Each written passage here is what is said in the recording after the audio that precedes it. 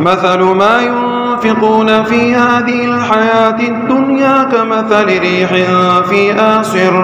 فيها سر أصابت حرث قوم ظلموا أنفسهم فأهلكت وما ظلمهم الله ولكن أنفسهم يظلمون. يا أيها الذين آمنوا لا تتخذوا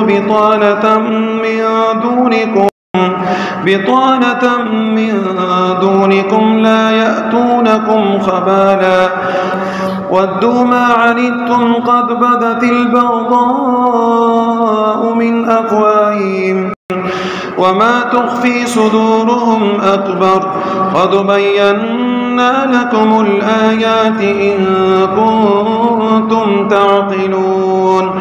ها أنتم أولئك تحبونهم ولا يحبونكم وتؤمنون بالكتاب كله وإذا لقوكم قالوا آمنا وإذا خلوا عضوا عليكم الأنامل من الغيظ قل موتوا بغيظكم إن الله عليم بذات الصدور. إن تمسسكم حسنة تسؤهم وإن تصبكم سيئة يفرحوا بها وإن تصبروا وتتقوا لا يضركم كيدهم شيئا إن الله بما يعملون محيط. وإذ غدوت من أهلك تبوئ المؤمنين مقاعد للقتال والله سميع عليم. إذ هم الطائفتان منكم أن تفشلا والله وليهما وعلى الله فليتوكل المؤمنون. الله أكبر.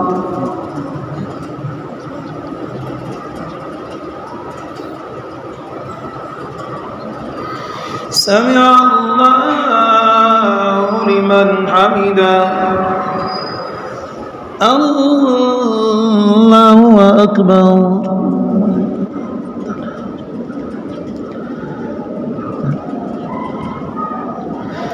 الله أكبر.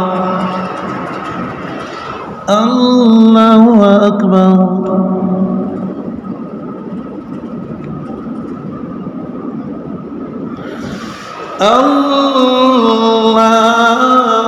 الله أكبر.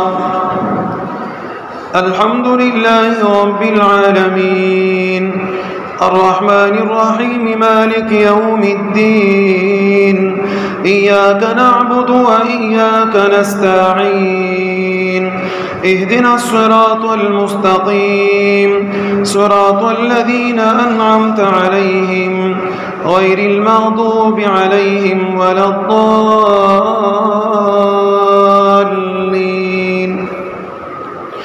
ولقد نصركم الله ببدر وأنتم أذلة فاتقوا الله لعلكم تشكرون. إذ تقول للمؤمنين ألن يكفيكم أن